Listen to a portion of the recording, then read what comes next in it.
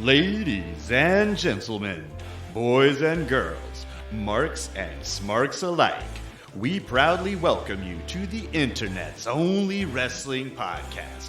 That's right, we are the only one. We want to welcome you to Pin the Champ!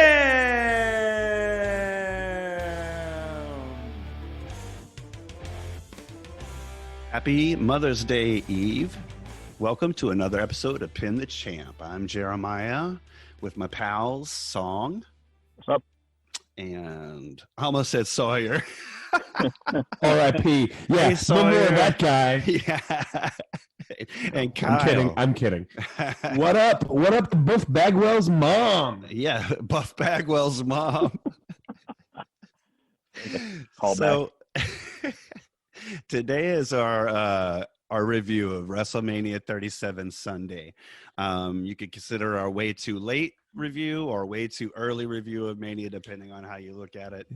I like to think that it's just on time. Our reviews are never early or late. They arrive exactly when they're supposed to. Bing! Right in your email inbox is what I'm trying to say. So up to you, but yeah, if you haven't watched WrestleMania 37 already, definitely watch it, either before or after the episode. If you've seen it, see it again, if you want to. Maybe you'll get more out of the episode. Maybe you won't. Maybe you'll like us more if you've never watched wrestling before. I don't know. Maybe you won't.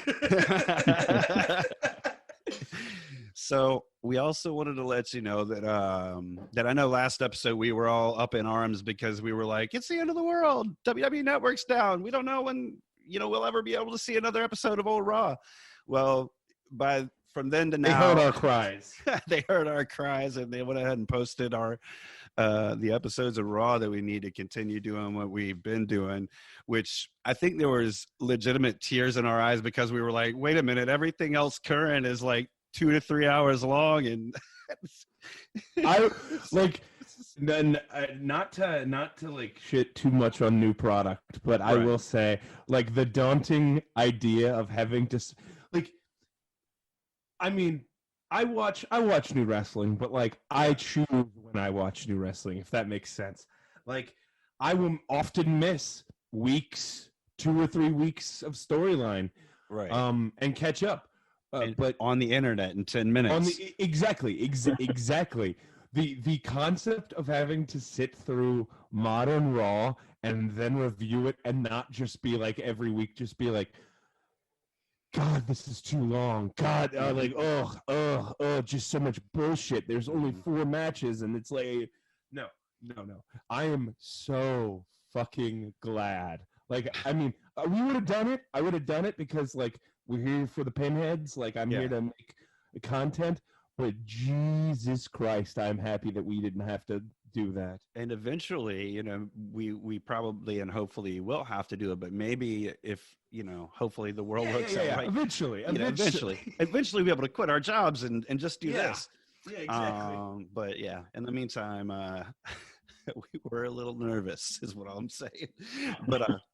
But having said that, I did want to remind, or I just wanted to go ahead and come on the air and admit that I know during the last episode I mentioned that it was that Foley versus Undertaker was at a Royal Rumble, and I definitely do stand corrected because when I was editing the episode I realized it was definitely King of the Ring 98. So just wanted to throw that out there before the one person that might listen to us. It's like, nah, dude, wrong. You were wrong, man. You were wrong, man. I would post that to Facebook. No, I'm just kidding. Idiot. Why do you even have a podcast? Yeah, you're no expert. I like to imagine Sawyer actually runs a YouTube channel where he reviews episodes of Pin the Champ. and he's like, oh, donkey of the day goes to Jeremiah again because he fucking messed up again. There's gonna be a graphic of me with a donkey. Yeah, it's just donkey head. Pinning the tail on me or some shit. Oh yeah, he's like I'm the real champ who's doing the pinning. Yeah. I'm kidding. I'm gonna see him later today. Oh man, that's great. Well.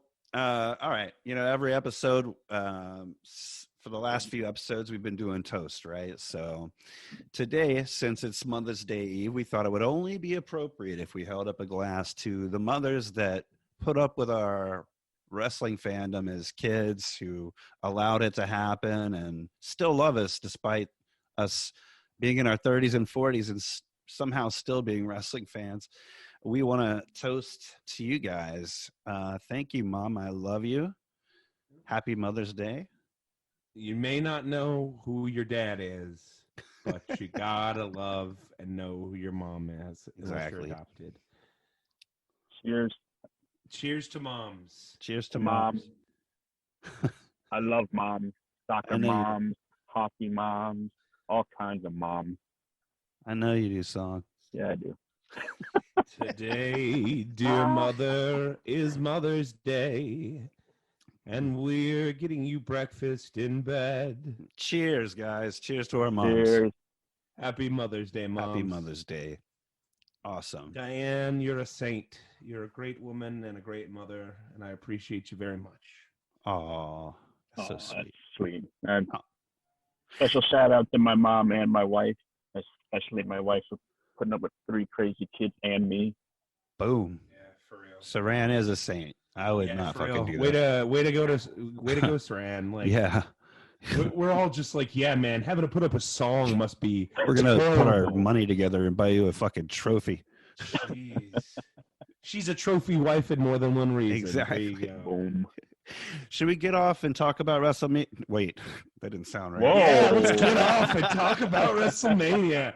Who wants to get off first? Yeah, I think Come on, pinheads, get off with us. I think we'll feel more relaxed talking about it if we get off first. Yeah, I think, hey, guys. Like, You know, I know guys. everybody's a little tense. Could you hand me a Don't cigarette? don't you just think it'd be better if we got off and Pass talked me a about Marlboro. WrestleMania? All right. Oh, All right. So match Today- 1. today we kick off with kick off Mania Sunday with Pirate Ships and America the Beautiful, sung by Ashlyn Kraft. I think the cool thing that you can say about this year's Mania as far as America. Sorry, I just got off. Now he's ready to talk about it. You really messed up a great part for me, man, because I was trying to say. I'm so sorry, dude. The bit was worth it, though. The bit was worth it.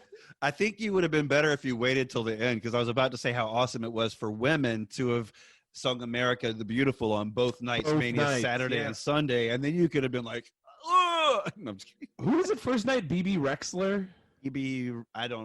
That sounds right. I BB think it Rexler. was. And who was Yeah. it? Who was it this second night? Ashlyn Kraft.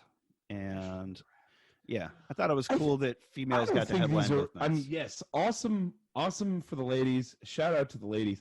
I don't think these are real musicians. They I don't made think up these are real, names. I think these are made up people. I think that the WWE is just like, whatever, they don't care. Whatever. It used to be Just like get another pretty face. It used to be like Willie Nelson and Boys to Men, and now it's like Yeah. Those are artists that I've heard. Hell, even with like Motorhead, with like fucking Yeah. Triple H and his level fair Motorhead, like I don't know. Maybe you know what it is. You know what it Yeah. is. I just realized what it is. what it is. I'm too old to know what like new music Yeah, is. there's that too. But It just hits honestly, you now. you could be yeah, forgiven yeah, it does. because I never both. really listened to popular music as like when I was a young person. I always listened to I was like into ska when it like people were listening to like fucking Fall Out Boy and shit like that. But in terms of at least I like kept current. Like I knew who the current celebs of the day are. I know that JoJo Siwa is a person, but I don't know what they do. I don't know why they're famous. Well, you know And- Bad Bunny now. That's Yeah. the name you know. Honestly, though, I wouldn't have known Bad Bunny Right. Without wrestling, right? without wrestling. So Exactly. maybe BB Rexler or Ashton Crafter will be on my radar from now on. But we heard you come around on Bad Bunny last week, and now you're true. You're gonna. I'm a Bunny last head. episode, and now you're a Bad Bunny dude, and you be forgiven because Ashlyn Kraft and BB Rexler straight up sound like NXT names. Yeah, they do. They totally do. But anyway, yeah. So we get to the co-hosts next, Hogan and Titus O'Neil, for another very uncomfortable segment. This time, Hogan looks like he's super high. Did you see his eyes? He looked like he didn't notice. He looked like he was like dude. I don't know. I mean, the whole thing was awkward, man, and they keep on pushing Titus. Did you notice that Titus said, Hogan, you can't be calling people scallywags on live TV? Did you notice him say that? Yeah, he did say that.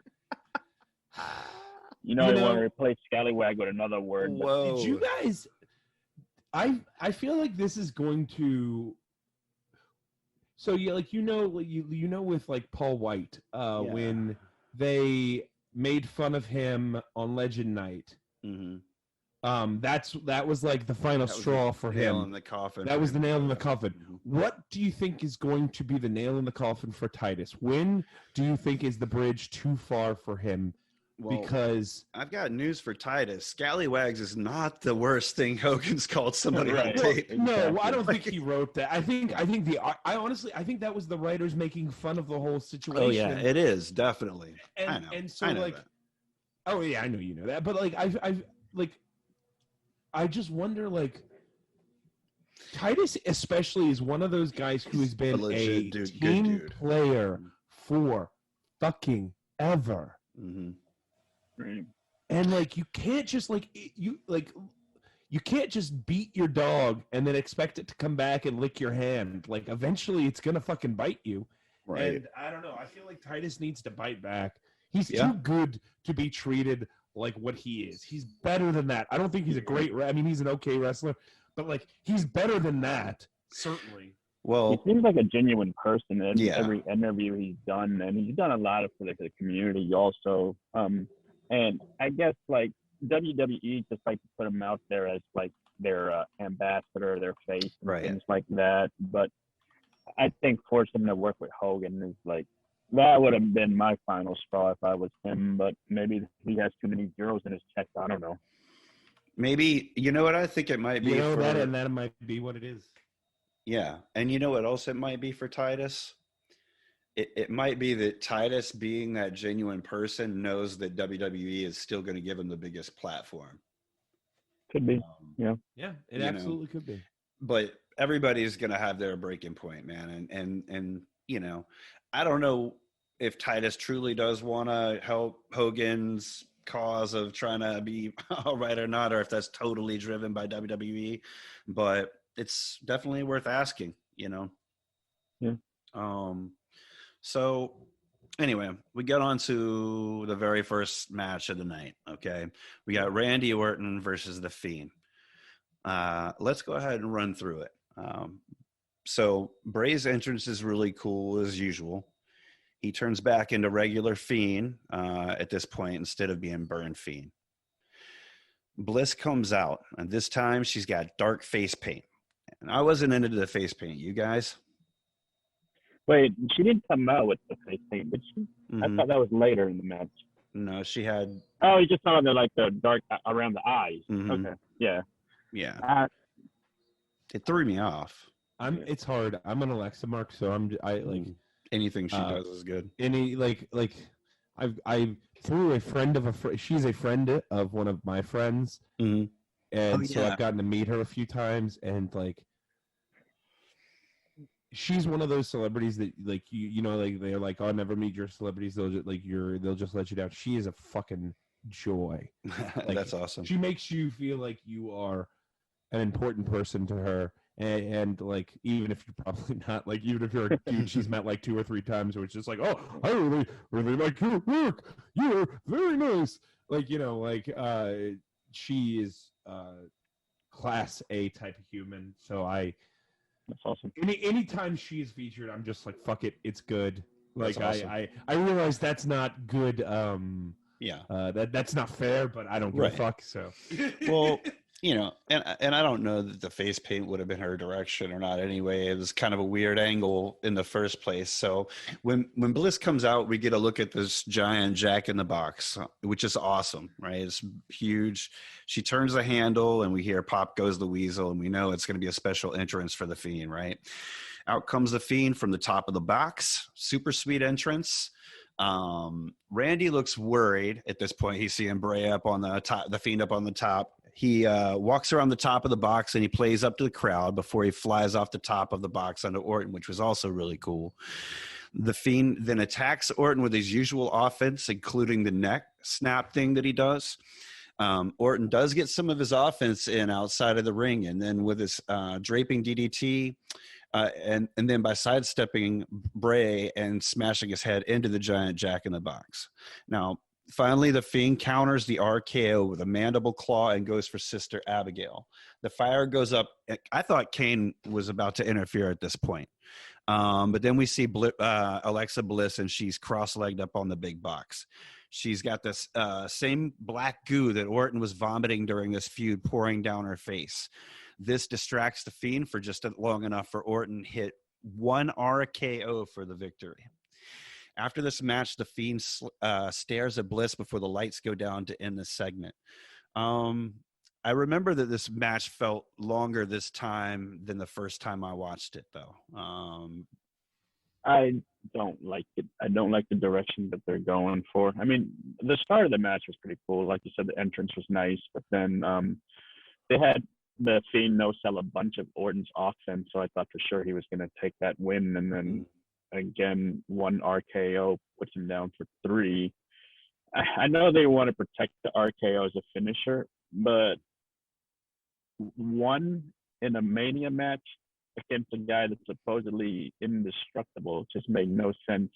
And I really hate what they do with the Fiend. They start him up and then put him right back down. It's like it just can't be consistent with the guy, which is a shame. I think they're missing an opportunity for a new Undertaker here. Yeah. Well, you know? I think they, whether or not they want to admit it, they actually completely understand the Fiend. Yeah. They want him to be a Jack in the Box. Right. A thing they can put away, bring out, and distract the children with, and then close the lid on and put away again. That's a very interesting way to look at that, man. It's a really smart analogy, I think. You're nail on the head right there, Kyle. Nail on the head. I don't know if they realize how fucking. I mean, maybe it would be kind of cool if they fucking did know that. But like, honestly, like, I'm gonna catch some heat on this. I think the Fiend is fine. I liked it a lot better the first time when it was Finn Balor, and the Demon. Personally, I think that they're trying to go. I don't know if they maybe had a storyline worked out for them or something, but I feel like who's the babyface in this match? Yeah, I mean, I kind of feel like that the Fiend is the baby in this match for sure. Yeah, right. Which is why I'm like, for me, again, I think what Bray has done with the Fiend is great. Given what they did to the Bray Wyatt Firefly character, the cult leader character, you know, like, I mean, if I could go back, I would, before they make him the Fiend, I would introduce Alexa Bliss as Sister Abigail. Right. And let that story build somewhere.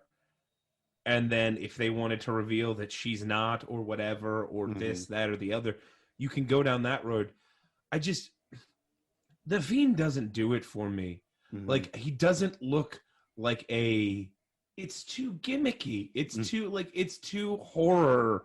Like, and like, it was literally made by Tom Savini, right? The mask or something like that. Yeah, it was. And like, it's not that doesn't have a place in wrestling, but like, The Undertaker is scary, but not scary mask scary. Right. Kane is scary mask scary, but the story was well built.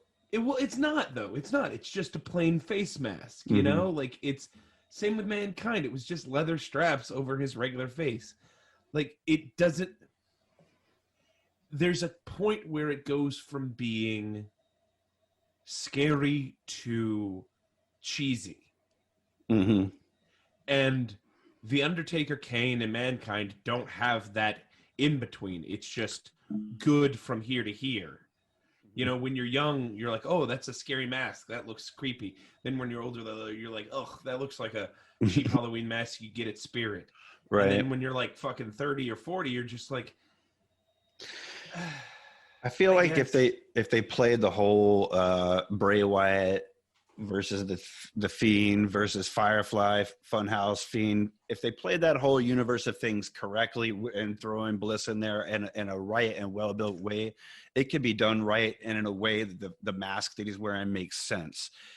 This whole thing doesn't make any sense on so many levels to me, because just not that many pay-per-views ago, Seth Rollins was hitting the Fiend with metal boxes and doing everything except for shooting him with a gun, and still the Fiend couldn't be stopped. But one RKO stops him this time. And, you know, just not even having anything to do with the fact that it's the Fiend or Orton involved, this was a terrible start to the second night of Mania. I know that, Kyle, you weren't a huge fan of the night one start. I, Correct. Of course, thought it was super exciting. So having that juxtaposed against this, for me, really was a letdown. You know what I mean? It was like, and it all goes back to what you were saying, Song, which is just the universal misbooking of a character through several years. You think at one point the WWE's learned its lesson with it, and they're really going to go all the way with it this time and do something creative and let it be. But then, yeah, but starts. It's what Kyle said. Like they want to just bring him back. They get eyeballs. So right, you know, put him away. They need eyeballs. Bring him back. Yeah, that was a genius analogy, man. But you know, like Bray Wyatt, I think he's a good worker. He's you know, they had to repack him multiple times. He came in as husky hairs. That didn't work. Go back to NXT. I like the Wyatt family. That's one of my favorite factions in modern times, I guess. And then they totally shit all over that. So let's repack him again. And he puts himself into every character they ask him to play. The Fiend kind of has like the same appeal as like Monster Truck. It's like as long as you bring him out, he destroys shit, then everybody's gonna pop, right?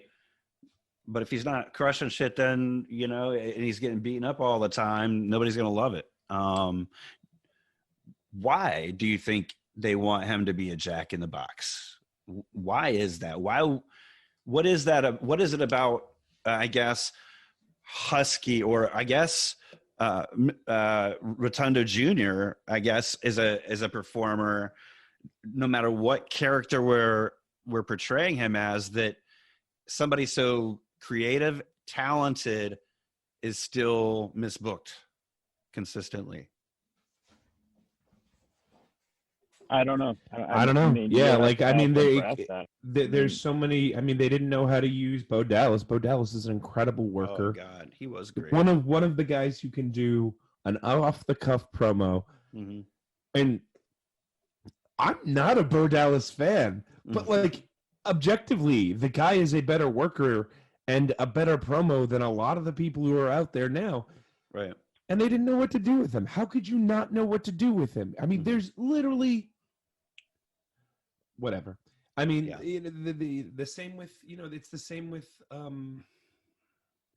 his brother. It's the same with Bray. You know, they did, you know. The problem is they want him to be the next Undertaker without giving him time to build to become the next Undertaker. Right. They want somebody to just arrive and replace. Mm-hmm.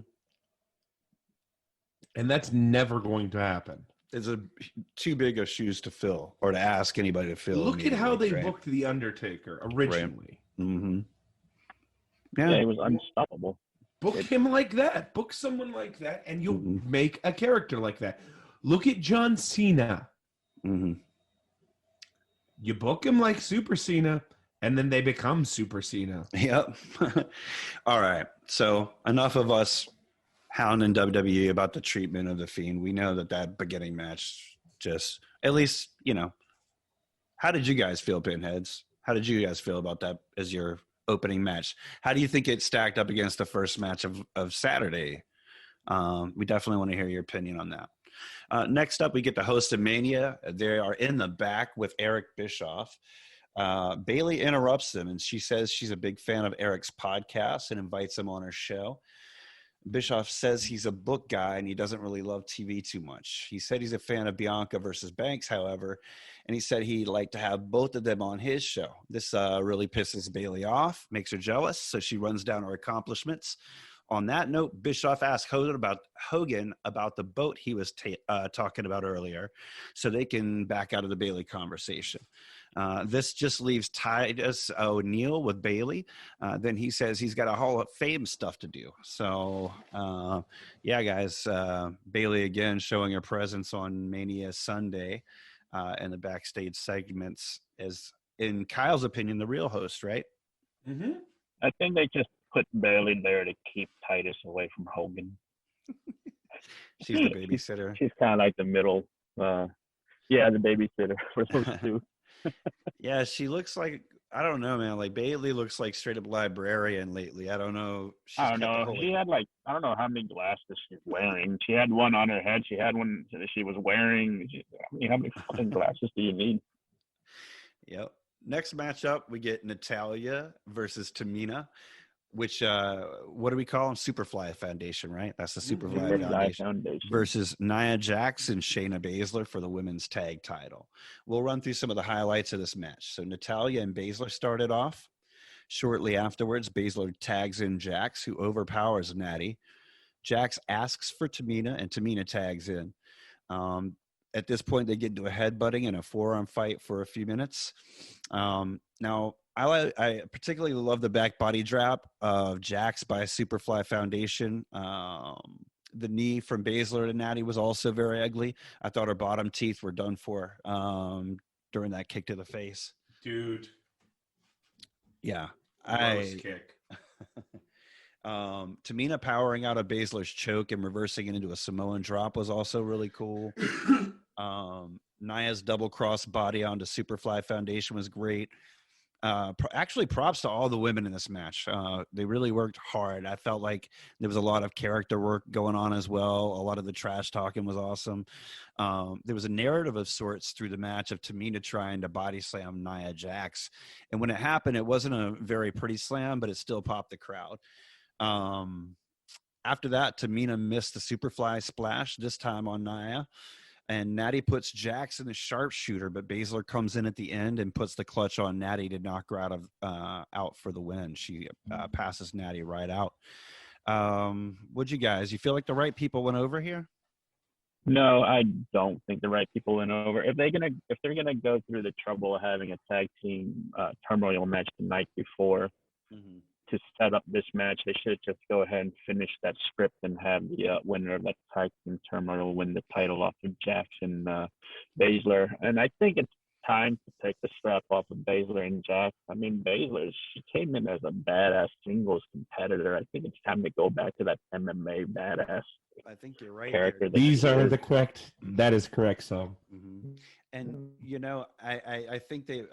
That's way overdue, actually. I feel like there was a missed opportunity to do Jax versus Baszler at Mania. I think that they could have broken up before Mania and dropped the belts to somebody, and that could have made one hell. I mean, that would have been like a knockdown, drag out kind of brawl, for the women. And I think it's long overdue. I'm ready to see those tag belts on somebody else. Yeah, I think the problem is they don't know who they want to put it on because. Well, I think they probably got two real women tag teams, probably like the Riot Squad. The Iconic's not there anymore. That's right. Nope. That's what makes me so mad, dude. You have Natty and Tamina who are perfect as a team. I think so too. Especially because they got their legacies. Yeah. They're brought up in the business. And I guess having the live crowd there, I didn't realize how over Tamina was because they were like her chant was the most the most vocal that you can hear from the live crowd out of all four ladies. Everybody loves a good, like comeback story, or a good, like somebody finally getting their moment in the sun, their 15 minutes of fame.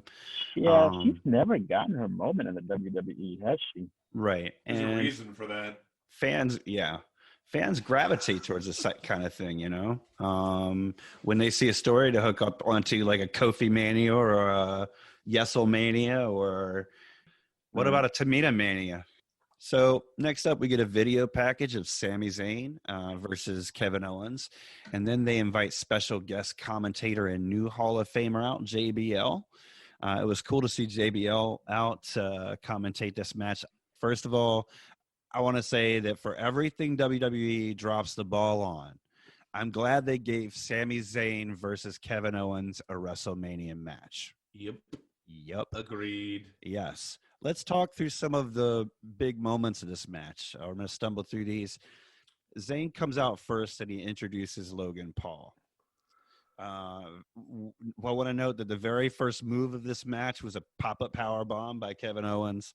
It just puts Sami right through the mat. He rolls right out immediately. And I love the way Sami looked like completely staggered by it immediately out of the gate. I thought it was really good. Zayn rolls out of the ring. Owens tries to come out and powerbomb him again on the concrete, but Sami holds the ropes to save himself.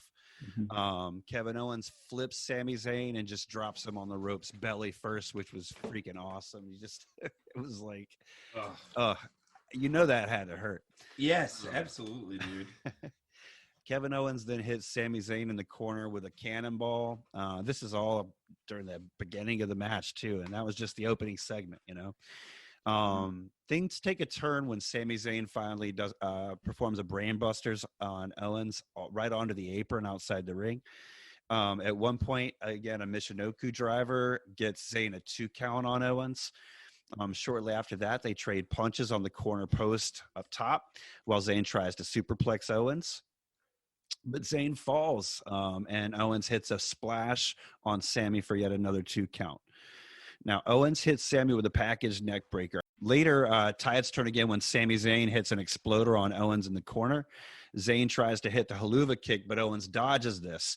Then a series of exploders and some other action that eventually culminated in a brawl between Sami Zayn and Kevin Owens. Eventually, Owens hits a fisherman suplex on Zayn from the top rope. That does not stop Zayn from hitting one haluva kick, but then missing yet another one. Owens sidesteps. I think he hits a super kick, if I'm not mistaken. Then a kick to the gut and a stunner later, and Owens gets the pin. Match of the night, you said? Fire. That match was fire. It was absolutely the match of the night. Yeah, definitely a great match, and glad it got like right dead center of Mania. And they gave it the time too. They gave it a good amount of time to work, which was pretty. So I think that match went on for about 9 minutes and 20 seconds, which they gave it a good amount. I did enjoy like all the power moves they were throwing at each other, like you were the Michinoku driver, multiple exploders. The fisherman off the top rope was one of my favorite spots in the match. That was really crazy. I'm surprised they didn't really hurt each other with all those. I couldn't help but think to myself that there's probably at some point that the same exact match has happened in like a gym somewhere. They're like, let's do the one from like Ring of Honor. Right. These guys wrestled each other like 100 times. Right. Over and over again. They probably just like, oh yeah, remember when we did this spot there? Let's do it here on the bigger stage. Yeah. And that's why the match was so great. It's because they have so much chemistry with each other. It was definitely an awesome match. Well, their road to WWE parallels each other, Yeah, their whole NXT story was cool too. Yeah, when they came in. So after the match, Logan comes in and he tries to shake Owens' hand. You can tell that Sami Zayn is all pissed off because, Sami brought him to the date.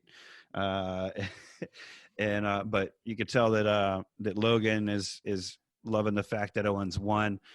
Sami starts poking around at the YouTuber. Logan raises Kevin Owens' hand, but what do you know?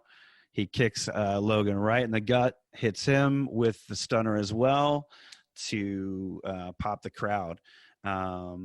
Logan took the stunner pretty nicely, I thought, at least.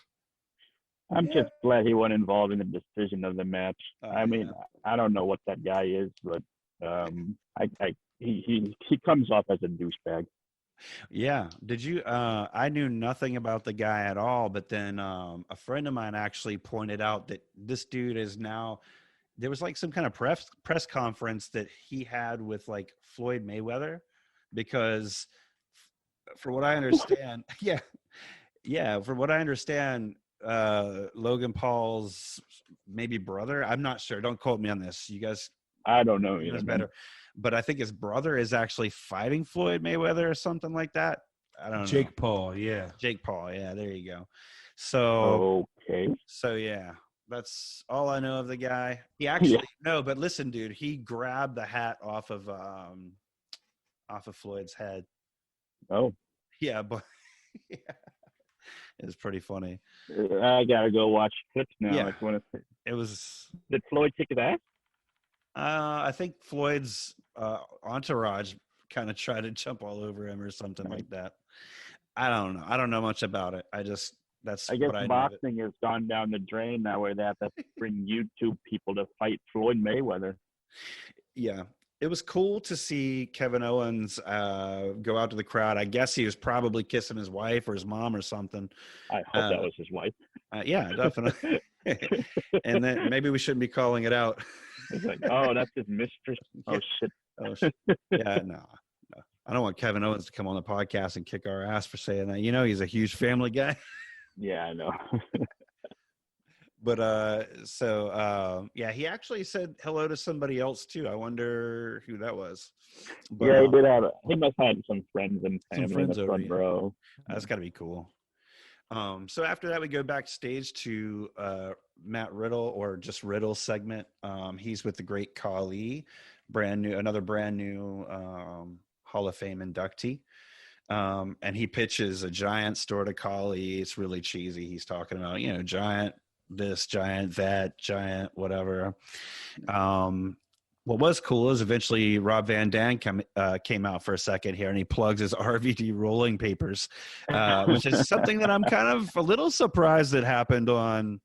So maybe where can you get those? I don't know. Okay, somebody hop on the web. I'm sure there's many head shops online that you could get those at. Get those at, yeah. So next matchup is Sheamus versus Riddle. I guess that's why we did the backstage segment, of course, and this is for the U.S. Championship. The highlights here, this match saw Sheamus dominate early, while Riddle tried to find ways to get the upper hand. Every time, though, it seems Sheamus had an answer for Riddle's offense. After a while, though, Riddle does hit an overhead belly-to-belly from the top rope that looked really amazing. That was really cool. Yeah, it was awesome. Really cool moment of the match. He then gets some offense against Sheamus, kicks, brotons, and all that kind of stuff. Riddle cannot get Sheamus up for the suplex for the first time, but the second time he hits it for a 2 count. Oh, wow. I got to stop right here. I don't want to break things up, but just a little shout out, since it was a Mother's Day episode. Literally, I can't answer the phone right now, but my mom's calling. Hi, Mom. Pick it up. I can't. I'm not going to pick it up. I'm not putting her on the air. Mom. Anyway, but yeah, so where was that? Riddle. Yeah, Riddle. You guys see it where the first time he tried to bring him up on that suplex? Yeah. Couldn't get him up, man. Dude, Sheamus is a big boy. Yeah. Yeah. Riddle uses Sheamus kick. Is huge. Sheamus is big. Yeah. Riddle, he uses kicks to continue his offense, and at one point, Riddle flips over the ropes right into a big knee by Sheamus. That was another really cool moment of the match when, honestly, I thought it was over at that point when Riddle flipped over the ropes and I thought there was the bro kick till they replayed, and it was his knee. What's funny is even Adam Cole said bro kick. Yeah. So he thought so too, but then on the replay they realized it was a knee. Mm-hmm. So Sheamus dominates until Riddle pushes Sheamus into the post from the apron and suplexes him onto the apron. Yeah. That looked painful. Yep. Riddle hit some pretty fancy moves from the top rope and the corner post before trying to submit Sheamus. Doesn't work though. Then a little later, Sheamus tries to hit White Noise from the turnbuckle, but Riddle tries to flip it into a sunset powerbomb. Later, another failed White Noise from the post angers Sheamus into a vicious White Noise in the ring, followed by a knee to the chest from the top rope onto Riddle. A little bit later, Sheamus hits the brogue kick finally as Riddle is flipping mid-air to win his third U.S. title. The ending to this match was badass. I actually enjoyed the match. One question to you guys: the spot where White Noise was supposed to be hit off the top turnbuckle, you think that was a botch? Yeah, it was a definite botch because he's on the absolutely. top and he hops down with it. You can see his knees shaking and everything. Yeah, so that's pretty clever. They recovered pretty cleverly by like having him go back up and hit him with a vicious knee off the top rope. Yeah, that knee was cool. Yeah, it looked like. I'm coming around on Matt Riddle. I didn't like him much when he first appeared in NXT, and I just was so annoyed with the character. You know, like bro. It's a little much. Shut up. And then you named all your moves with bro, but he's really coming around on me. I mean, I'm coming around on him. I don't even mind the cheesy names for the moves because a lot of WWE wrestlers do that, or that seems to happen a lot. But the constant bro stuff, just let him be himself. You know, in general, let everybody be themselves, and they're going to turn it up for the camera, and they're going to be their wrestling persona. They don't need to make everything bro related, and I agree with you there. But I'm glad you're coming around on him. He's a good talent. You know, some of his personal stuff, you know, hopefully he'll get, get worked out. But as far as talent goes, this match was awesome, dude. It was another one of my favorites of the night. I felt like it was super hard hitting. It was a fun match. I don't know if Sheamus actually kicked the shit out of his face and he was bleeding legit, or if he bit his lips for added effect, but Riddle was bleeding his ass off after he took that brogue kick to the face. It was pretty cool. All right, moving right along. Next match. Hey, we're getting through this fast, actually, guys. I think we're doing good. Yeah. You want us to talk more? Next is the Intercontinental title match, the Workhorse title. Big E versus Apollo Crews in a Nigerian drum circle match. Right out the gate, I want to mention here that I was very disappointed because I thought this match might be like a cinematic type match with like a giant drum circle full of big dudes that would interfere on behalf of Crews or something like that. Yeah, I'm right there with you. I was thinking it's going to be like something like from Black Panther. Like, people something around crazy. Banging drums while they're fighting. Yeah. And I didn't get that, so I was like, man, this sucks. Yeah, to me, it came across like a SmackDown holiday episode where it's like they have the Christmas presents out and people are getting smacked with it. You know, pumpkins on Thanksgiving, all that. It just, right out the gate, when I saw that, I was kind of like, oh, they could have done so much more with this. But it turned out to be a match with drums and kendo sticks laying around. Yeah, let's go over the details here. Once the match starts, both guys go straight for kendo sticks and they begin teeing off on each other, which was kind of a cool start to the match, right? Early in the match, Big E spears Apollo off of the apron straight onto the concrete. Right, he went through the second rope, right between the second and first rope. Yeah, which is something that Big E does from time to time. But dude, did you see the way that he went through there and landed straight on the concrete with Apollo? Crazy, dude. Yeah, the shoulder hit him right in the gut too. That was a clean hit. Oh. Yeah. Later on, Crews hit a Death Valley driver of sorts on Big E on the apron to gain the advantage. Apollo gets ring stairs and attempts to slam them down onto Big E while he's laying on the other side of the steps. Luckily, E moves in time, but then Big E then hits a Uranagi suplex on Crews right on those same steps. Big E then sets up a table in the ring, grabs Crews from the outside, and then Apollo kicks him in the head and grabs another kendo stick to wail on Big E. Cruz puts Big E on the table and goes for a splash, but misses and goes right through the table. Big E hits the big ending for the guaranteed win, but instead out comes the re-debuting Daba Kato to interfere by hitting Big E with a Nigerian nail. He puts Cruz on top of Big E, and Cruz becomes champion. Well, I just want to correct you real quick. Oh. After the Nigerian nail, he also did a choke slam before he dragged Cruz on to. Yep, I must have missed that totally. Yeah, but I don't know. I felt like I should have enjoyed this match, but I did not. I don't know what something was missing. I mean, the action was there and it was hard hitting, but there's just I didn't like it. Maybe because I really wanted that drum circle. Mm-hmm. Yeah, I think that's exactly what it is for me. Is I kind of was excited about this match. I just had this. It's going to be something totally we haven't seen. It's going to be cinematic. It's going to take advantage of, some kind of effects or something like that. Right. I don't know. I feel like the match was racist. Yeah. Like because Apollo Crews isn't Nigerian. Like, I mean, maybe he is, like, in terms of, but like not his character is not like, it's kind of like I don't know. I have not done enough research to say he's not Nigerian. So let me take that. Let me walk that one back. Right. But they say it just. No, go ahead. No, I mean, I don't know enough about myself to say anything definitively, but I believe that's what they're trying to insinuate is that's indeed what it is he's taken back to his Nigerian roots. But it's an angle that is definitely controversial when it first happened, and he went from speaking, I guess, English to the new accent. Feels very Saba Sembe. Yeah. Oh, very. That's exactly what I thought about. Yeah. You got a point there. Yeah. The match in and of itself. The match was fine. The match was fine. But again, it was, if you're going to have something like that, it could have been something way more. You have two incredible, like, I feel like, like, that's exactly it. It's like, I think you hit the Nigerian nail on the head.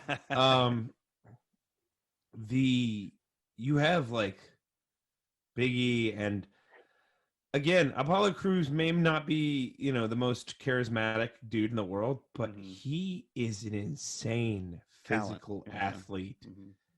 And so I'm just like, I don't know, like, they should be able to put on, like, an incredible fucking match that, like, either way.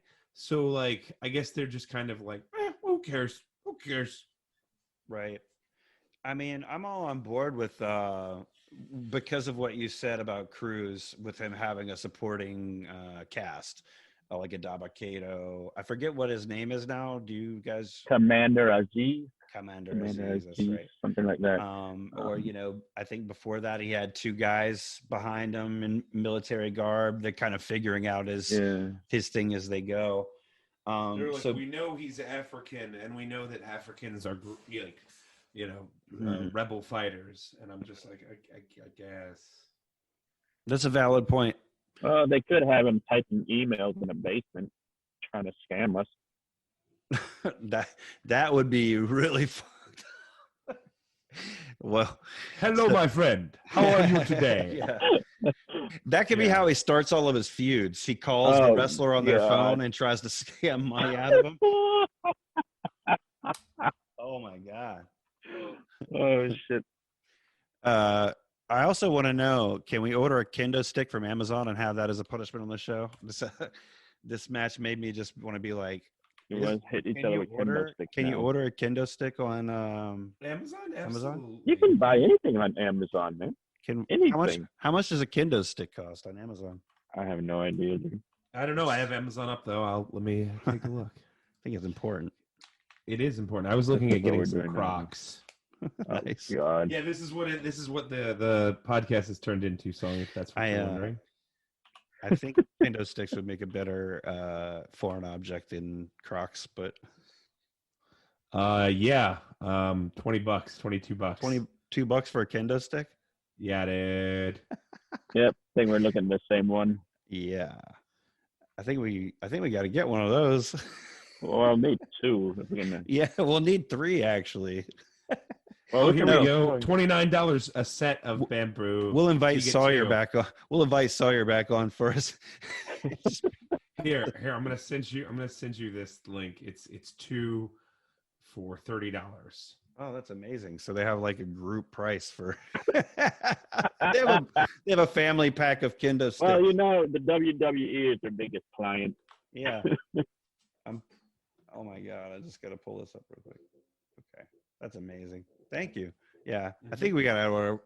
We'll talk about this more, but we're ordering several of those for the show. So was it the right move, though? I know that you guys didn't love the gimmick. You don't love the gimmick. You didn't love the match. You thought the match was fine. Was it the right move to put that belt on Cruz, though? I don't know where they're going to go with it, honestly. Yeah, maybe. It depends. I doubt it. Maybe Cruz get a faction full of Nigerians or something, and then he, Is that going to be better, though? I don't know. It's hard to tell. I don't know where they're planning to go with it. Big E, I think he's going to be the guy that takes the belt off Roman. So he's losing this title today to move on to bigger and better things. That's what I'm thinking for Big E. I don't know where. The Intercontinental title have really lost its luster the last decade or so. I think, and then them changing the title to this ugly one doesn't do it any favor either. I'm coming around on the title a little bit. I mean, when love it as much as the classic, but that white strap, I know title's always going to be the measuring stick for me. They changed out the U.S. title and made it better. Yeah, I like the new U.S. title a lot. It looks like an important title now. Mm-hmm. Yeah. So I also heard a lot about this match being super meme worthy. Is what I was hearing about it. It's kind of cool.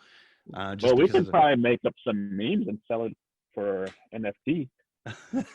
Dude, that'd be really cool. Yeah. Now, what the hell is an NFT? There's no such thing as any kind of monetary value that's not backed by gold.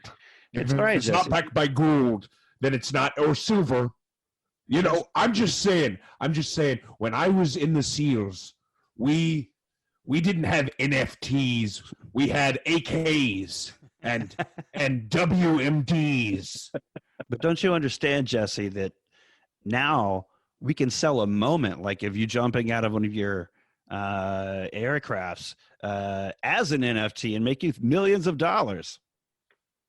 So you're saying to me I could take the scene from my critically acclaimed movie Predator and sell it as a meme, and then I can make money off this meme.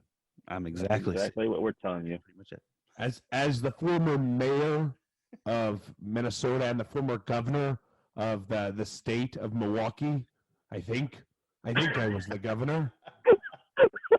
We don't know. Minnesota's the state. Milwaukee's the city. I know these things. Look, the Agent Orange they used on us in Vietnam has been getting into my brain. Or maybe it's the aliens that they refuse to show us.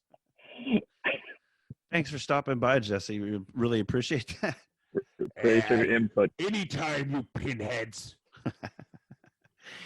Yeah, man. So next we get Asuka versus Rhea Ripley for the Raw Women's title. I really like Asuka, and I think that they don't. I don't want to be like.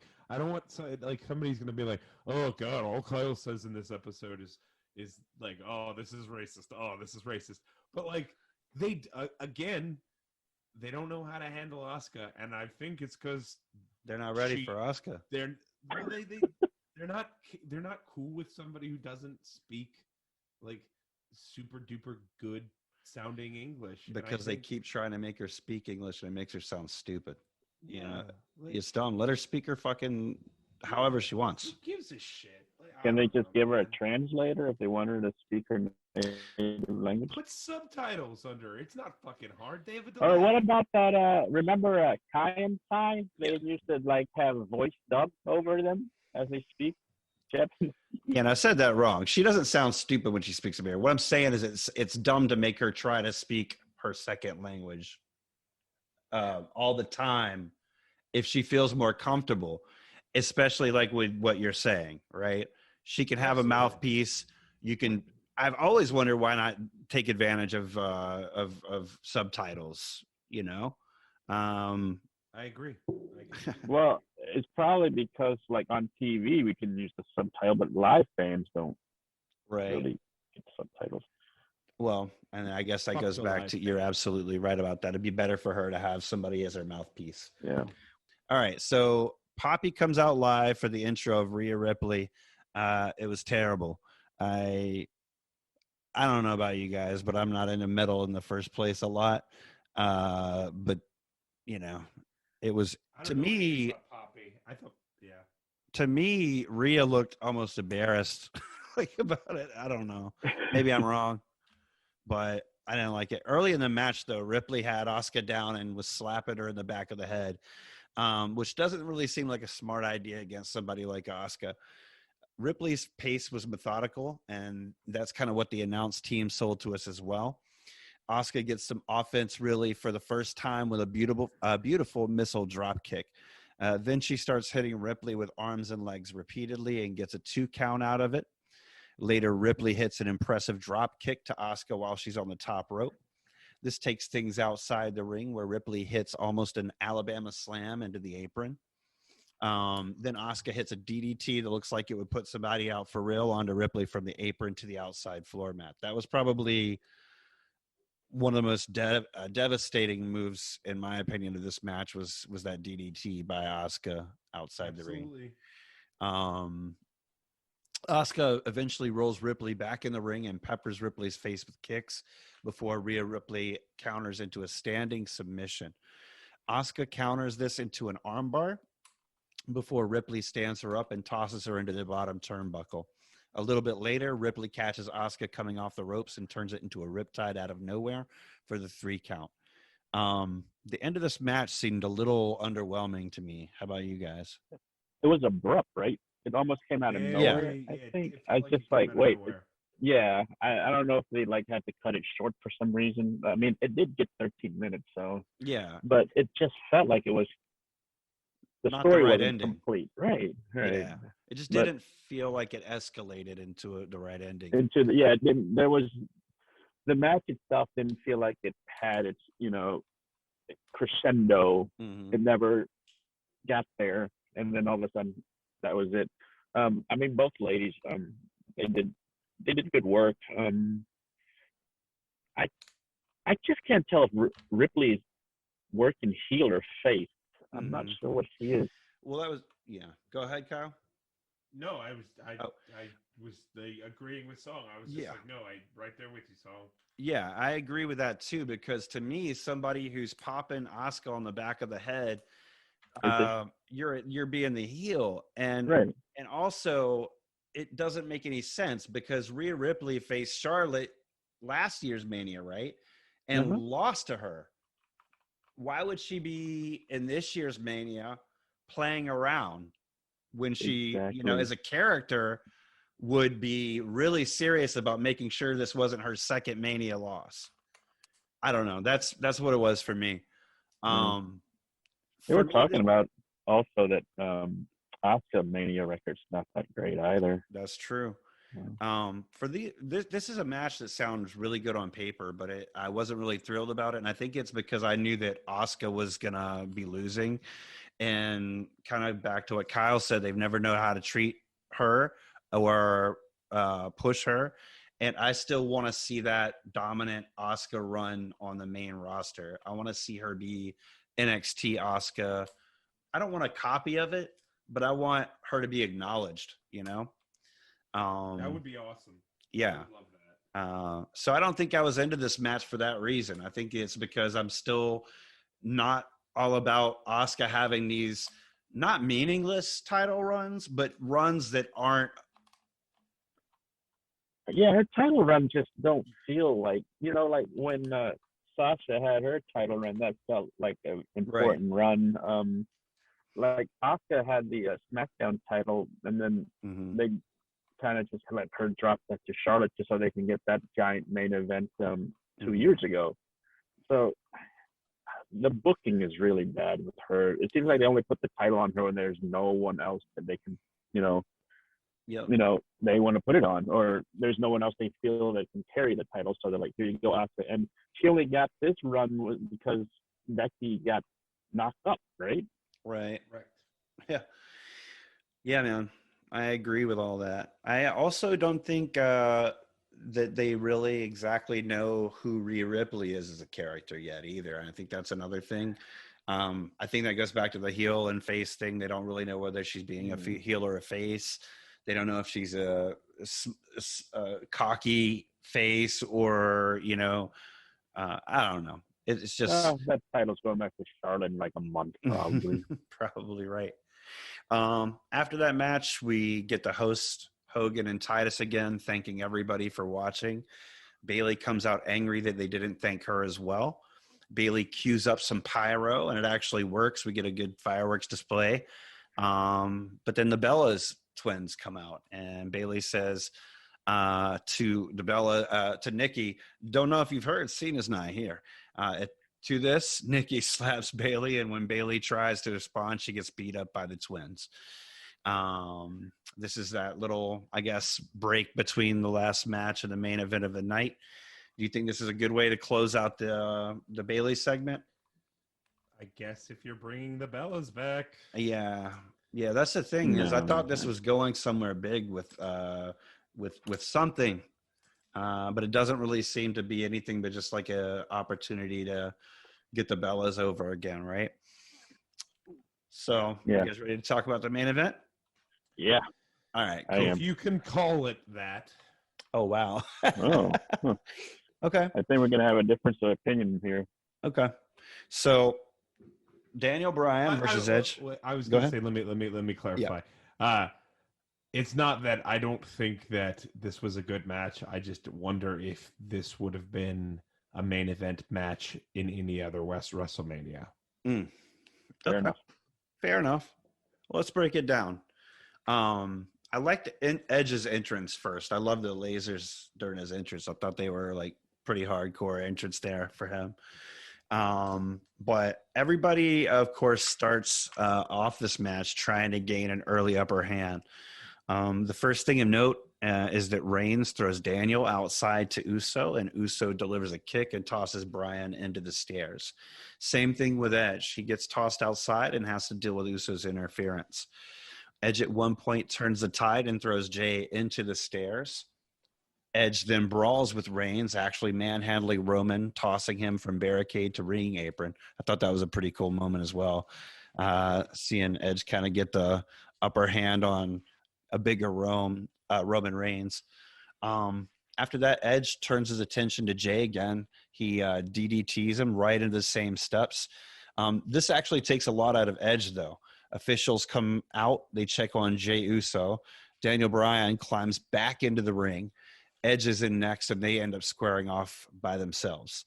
Bryan gets the upper hand and hits Edge with kicks into the corner. Edge reverses Bryan's top rope offense into a pin attempt for a 2 count. A little bit later in the match, Bryan is getting some offense in on Edge, but tries to fly outside the ring to hit Reigns with a clothesline. Reigns catches him midair, however, and plants him firmly on the concrete with a suplex.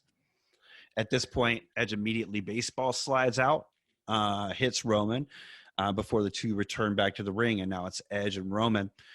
Roman gets the advantage here with a lariat. He tries for the Superman punch, but Edge counters that into a DDT. Just a little later, though, Roman does connect with a Superman punch before an exchange in which both Reigns and Edge collide into each other's spears. Bryan takes advantage and hits Reigns with a flying headbutt, but only gets a 2 count. After that, Bryan hits both Edge and Roman with a bunch of kicks before a really cool exchange in which Bryan hits the patented knee to almost win the belt. Later, we get Bryan with a yes lock on Reigns. He has that in on Reigns for some time before Edge breaks this one up. Eventually, Bryan gets Edge in the yes lock, but Reigns breaks that one up as well. Reigns hammers down Bryan with fists and then power slams Bryan onto Edge. Then outside the ring, Reigns stalks Bryan with the steel steps. Bryan can barely stand up, and Reigns power slams Bryan from the steps through the announce table. Edge immediately spears Reigns off of the steps while still outside of the ring, and Reigns. That was a sick spot. Yeah, dude. Yeah. Admittedly, that was a sick spot. Yeah, dude. So, yeah, that moment when Bryan goes right through the tables and you're just starting to see Reigns kind of like gloat in the moment that he's destroyed Bryan. You just see Edge totally eliminate Roman Reigns from your screen. Yep. It's just awesome. Yeah, so Reigns slowly rolls back into the ring after being attacked like this, and Edge is grabbing chairs. Roman stands on the chair that Edge is trying to bring into the ring, but Edge still ends up with the upper hand, putting Reigns into a crossface. He ups the drama by using a broken chair leg in the mount to apply the crossface. Yeah, that looked painful. I thought that was a really cool thing too. Yeah, it looked yeah, it looked like it really hurt. Yeah, the chair breaks the leg off. I don't know. Do you think this is a gimmick chair? Do you think that was improv or totally complete gimmick? Complete gimmick. Okay. Yeah.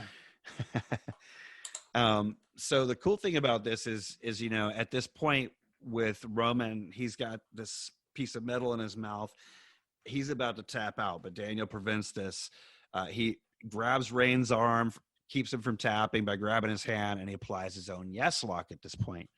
As they both have Reigns in their own submissions, Bryan and Edge begin headbutting each other until the lock is broken. Then Bryan sits in the corner, eliciting his yes chants before trying to hit the knee, but Edge counters this into a spear.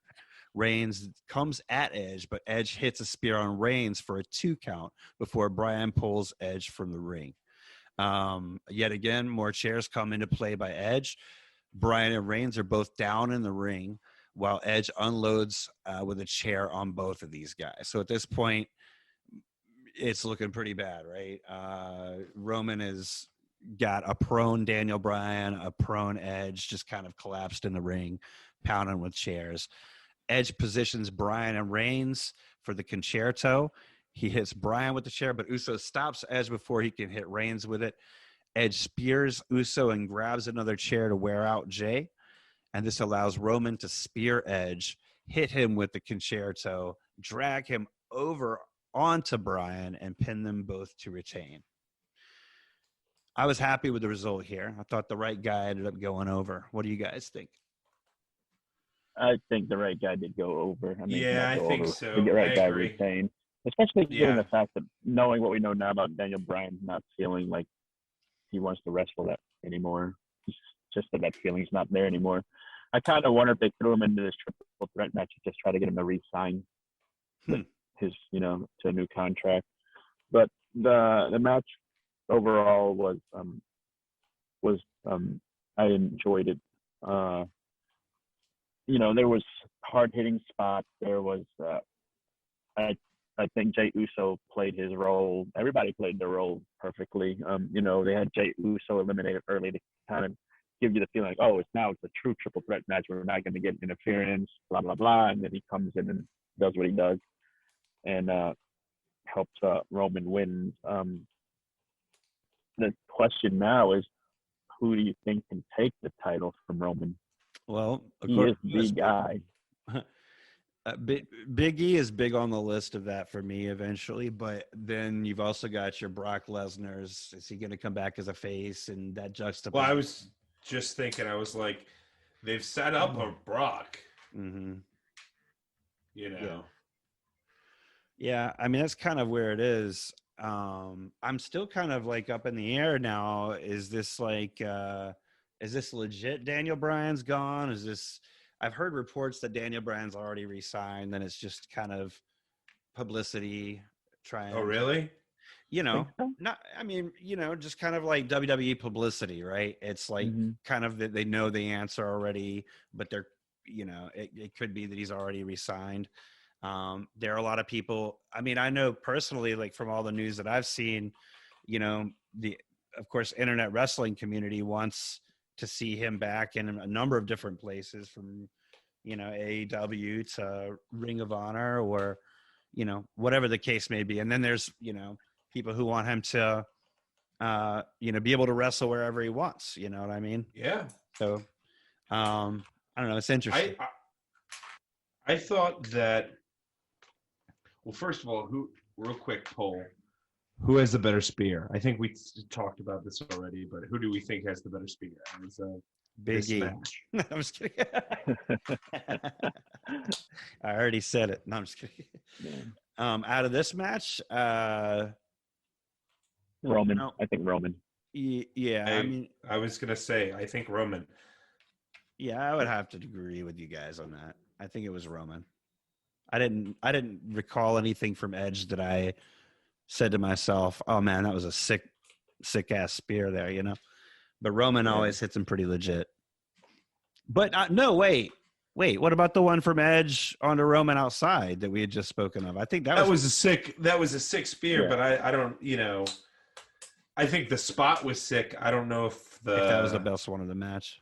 Yeah, if that makes sense. What about Rhino used to hit a pretty good spear? But are we just talking about out of this match though, right? Oh, yes. No, I think was asking. Yeah, I think Roman definitely. Yeah, Roman. The reason I thought the right thing happened here, guys, is simply this. Not since like Hogan era have we had like well, no, that's not true. We've had Rock and Steve Austin. But I'm just saying, those weren't really that long of title runs. We haven't had like a long title run, maybe CM Punk. Yeah, I think this title run to August of last year. Yeah. It's August of 2020 was when he won it. I think if you want to make Roman Reigns a dominant champion of this generation, you've got to give him like a 4 or 5 year title run.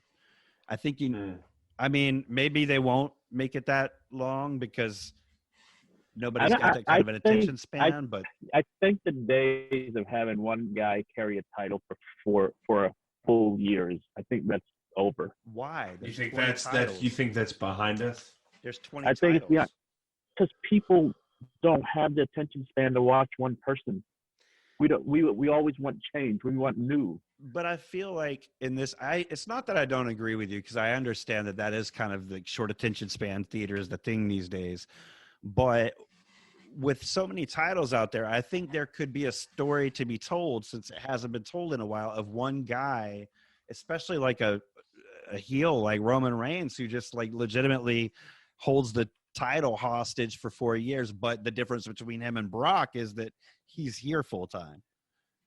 I think there's something to be said for that. I think that's asking too much. 4 years. I mean, maybe a year, but you're talking about 4 or 5 years of one guy with the title. Well, I said he's going to get repetitive.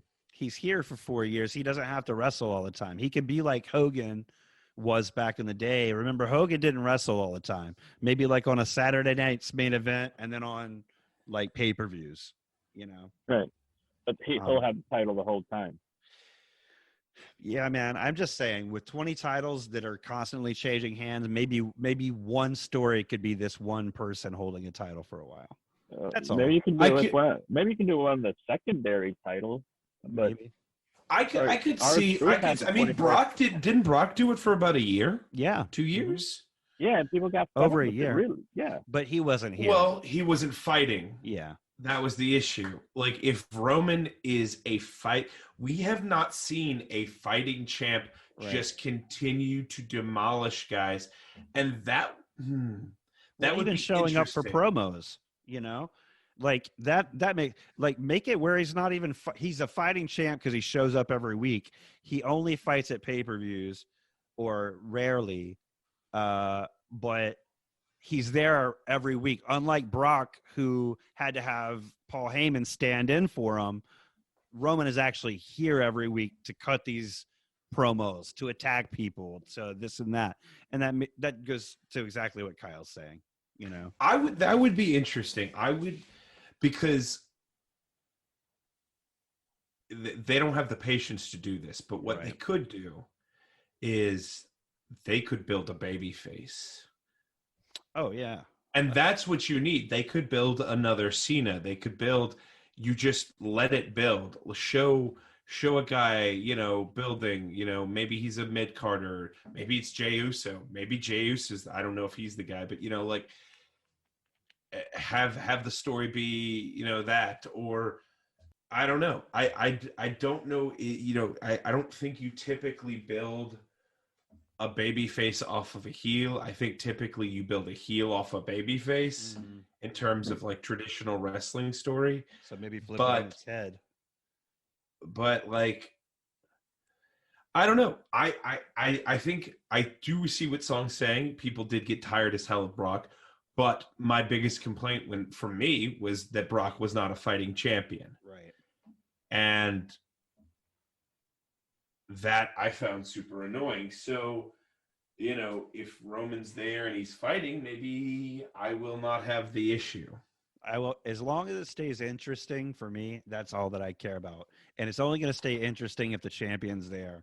And Roman so far has, with Jey Uso and with Paul Heyman, done some of his, if not his best work, some of his best work of his career so far as this heel character that we've been begging for so long, when they were trying to shove him down our throats is like but that, you think that's one of the main reasons he's over now on his own, because like for the longest time the crowd, the fans been begging for a heel Roman to keep on shoving face Roman down our throat, and now we got what we want, so we're rooting for this guy. But how long does that last before we get tired of dominant heel Roman? As long as he continues to be a great heel, we'll continue to love it. And when he's backed by people like Paul Heyman, I've got no doubt we can keep it interesting. Not taking anything away from Roman Reigns.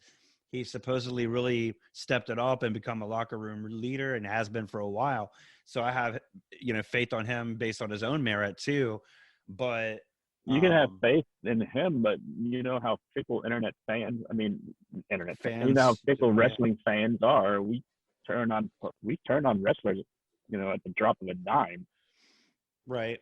But it's kind of cool, because the thing is that we hated about Roman is that they shoved him down our throats, but now as a heel, we're supposed to hate him, so they can shove him down our throats and we'll hate him more, as long as it's interesting, as long as he's beating up people that we want to get behind. So it kind of just, you're right, Song. It all depends on how WWE does it. If they can keep shit compelling, they could take it any number of angles, I agree. But I definitely wouldn't be totally mad at a long Roman Reigns run, as long as it stays interesting.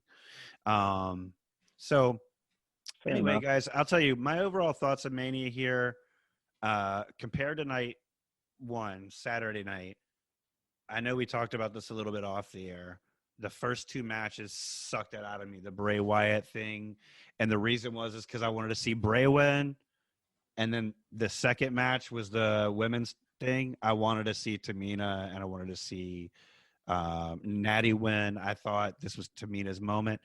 So while the matches weren't terrible, the results were, it sucked that out of me. From there on out, I thought the match quality across the board, across most matches, was fine.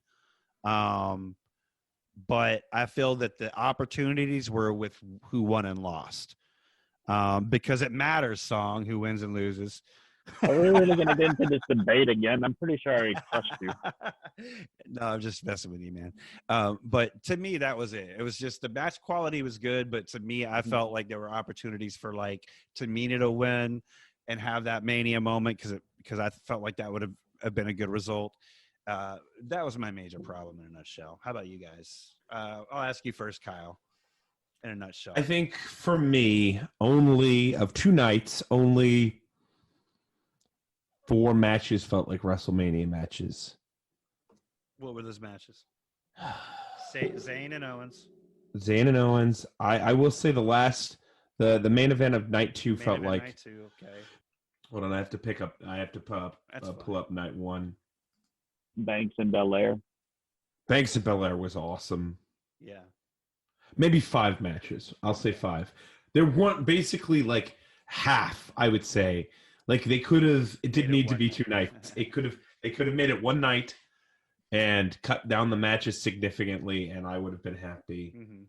I wanted to like the Fiend match a lot because I was excited about it, but not I like Bray Wyatt. I like, Husky Harris. I like the Rotundo family, and I know that he puts in a lot of hard work. But the match damn if it sucked. Yeah, you got like triple threat, Zayn and Owens, you said Bianca Belair, Cesaro, and fucking yeah, baby, Sizzo and Cicero. Was that your 4 or 5 matches, or that would be my.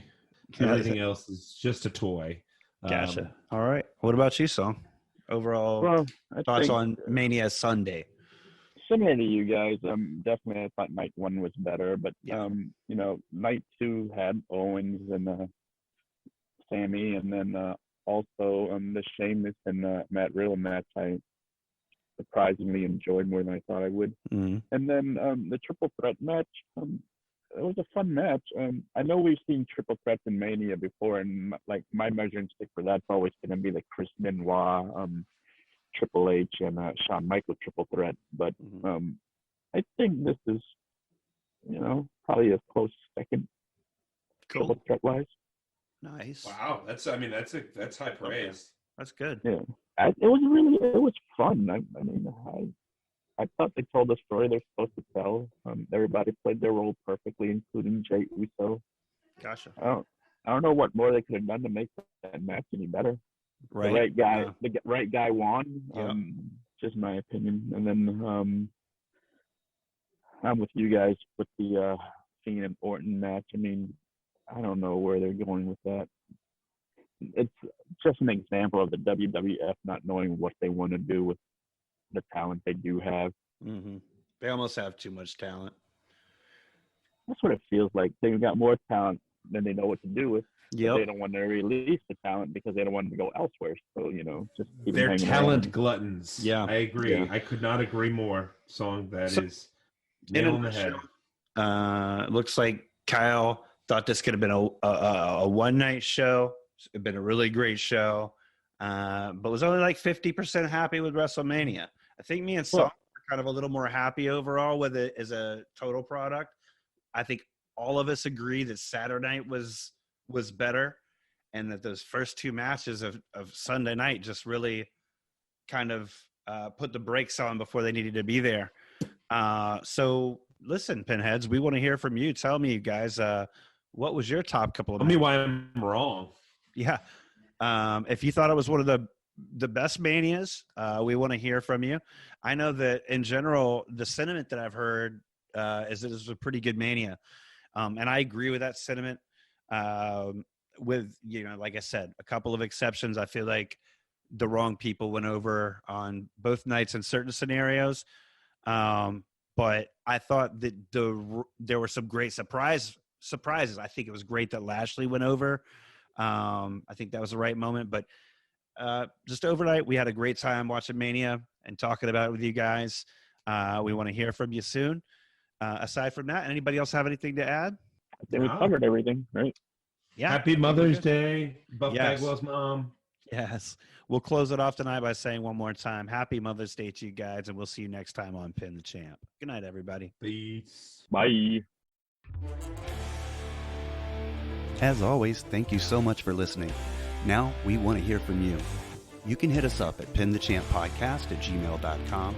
We're also on Twitter and Instagram at pinthechamp123, and our Google Voice number is 804-446-1139.